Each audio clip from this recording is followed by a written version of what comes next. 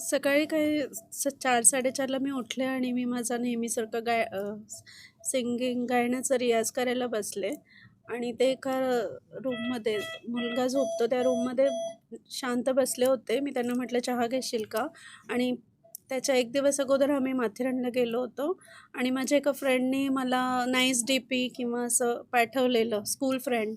तर त्यांना त्या गोष्टीचा राग होता. किचनमध्ये येऊन ते खलबत्ता जो असतो तो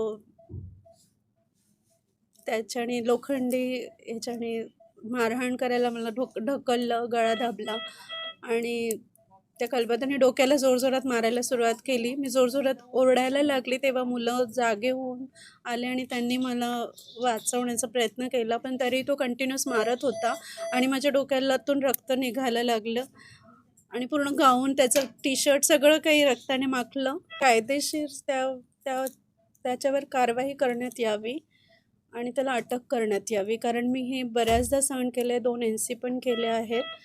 पण कधीच मी परत नॉर्मल मुलांसाठी आपण फॅमिली परत एकत्र राहून एकत्र राहतोय आम्ही. ॲडजस्ट करते मी, कॉम्प्रोमाइज. पण ह्यावेळेस ते इतकं जास्त होतं की कदाचित माझा जीव पण गेला असता जर मुलं सकाळी उठले नसते आणि मला वाचवलं नसतं तर. खूप जीवघेणा हल्ला होता हा.